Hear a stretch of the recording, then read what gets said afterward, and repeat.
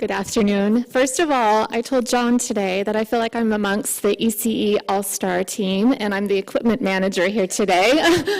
So I'd like to thank you for all the information that's been shared today. It's been highly beneficial and just invigorating for myself, so thank you for that. My name is Kresta Horn, and I'm the Director of Children and Youth Services at UMOM New Day Centers in Phoenix, Arizona. Just a little bit about UMOM. I take it for granted that everybody must know what that is. It's not a mom organization, but we're the largest family homeless shelter in Arizona, and that means that we take the whole family. We don't just take the mom and the children, but we would also take a single dad with his children. We really tried to keep the whole family unit together. Our shelter has an extended shelter, which is where a family can stay for up to 2 years, and then we also have an emergency shelter where they can stay for up to 120 days. During that time that a family is with us, we have a full comprehensive services that are wrapped around the whole family, as we believe that each family member, child, has specialized needs. So with that, one of the things that we do offer at our homeless shelter is a fully licensed and a nationally accredited child development center. So with that in mind, today I wanted to just share a story, and I'm a big storyteller, and I think that all of us have our own stories that have been impactful to us on our journeys in early childhood education. This is just one of mine, so I'm going to share that with you today and then go into how this story ties in to what I feel that is needed for homeless children and families. Jacob was a 2-year-old boy when him and his mom and 2 younger brothers arrived at our shelter. Julie, and I've changed the names just for confidentiality purposes, so just a side note on that. Mom had been moving from relatives' couches to the street, to shelter, until finally she came to our shelter. Because Julie was on a waiting list for child care subsidies, she was unable to place the 3 boys into an early childhood education program, and therefore was unable to obtain employment for herself, which in turn kept her from obtaining permanent housing. Upon entering into the shelter, Julie enrolled her 3 children in the ECE Child Development Center. The ECE Center does not require child care subsidies, which eliminates that particular barrier for a family to get back on their feet. Instantly, the 3 boys were developmentally assessed by the shelter staff, and those are also our teachers at the Child Development Center. Jacob was quickly identified in several different developmental domains as being behind, to include speech and language, gross and fine motor, social and emotional, and probably every other area as well. After working with Jacob, as well as doing extensive observations, the staff knew they could not delay in bringing in Julie, the parent, to begin the process of getting her connected to community resources that could further support her son. Once connected with developmental specialists and doctors, Jacob was diagnosed with autism disorder and was further placed into a specialized program. Without the networking of the shelter staff, Julie would not have been able to access the services he needed. Fast forward 1 year, as Julie was in our extended shelter program, she's 1 month away from leaving us.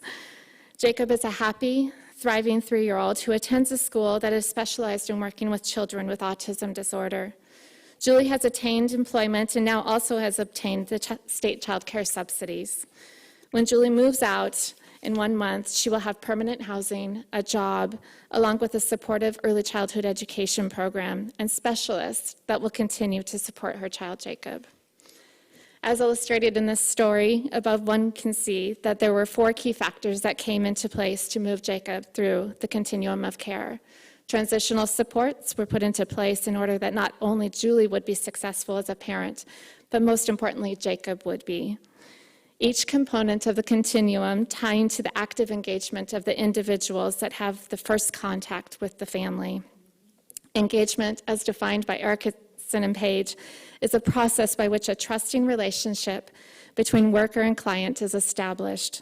Engagement provides context for assessing needs, defining service goals, and agreeing on a plan for delivering services. Transitional supports are imperative for a family and, more importantly, a child that is experiencing homelessness. Today I have 4 points that I wanted to just tie in that I believe that ties into the story about Jacob and Julie. One was access. It was imperative that Jacob had access to a childhood development program, and more importantly, a quality one that could assess his needs. The shelter provided that for him. By eliminating the barrier of a financial obligation for a family that is homeless, the child had access to early intervention via an ECE program. In approximately half of all states, a homeless family with no quantifiable income would still be expected to make co-payments toward child care. Without a subsidy, average annual cost of full-time child care ranges from $3,700 in Mississippi to $16,400 in Massachusetts. Jacob now had access to early childhood services. 2 is intervention, as we've talked about a lot today. The ECE program at the shelter also recognized that engaging and assessing the needs and development of the child is and was imperative. Cognitive, speech and language, social and emotional, hearing and vision, fine and gross motor were all and are all assessed. According to the National Coalition for Homeless, in July 2009, the average length of stay in emergency shelter for a family is 70 days. In extended shelter, it's 223 days. With the limited amount of days that a family may remain in shelter programs that are caring for children that are homeless, an ECE program needs to be able to have the tools for assessment. Assessment begins a process that can lead to the development of an IEP. Not develop the IEP, but can lead to the process starting that. Jacob received developmental assessment, the beginning point for obtaining services. 3rd, and this one I value so much, is trust. Both of the above layers of engagement, however, are not worth anything without the developing of trusted relationships. The shelter staff and parents, between the shelter staff and parents. This building of a relationship is what all of you know is to be that parallel process. By building relationships with the parents that are respectful, responsive, and reflective, shelter staff help parents to feel recognized, empowered, and understood. And referring back to the story of Jacob and Julie, Julie was empowered to take the next steps after the shelter staff had identified Jacob's developmental delays. When Julie leaves the shelter, it will be up to her to continue to be Jacob's advocate and her other 2 sons' advocate as well. If she has and had not been empowered and provided the necessary tools, there's a high probability that Julie will eventually drop any and all support set into place. Because of the trusted relationships built, she has the confidence to move forward independently. The 4th one is collaboration. Again, another point that I could just say ditto to everything that's been talked about today.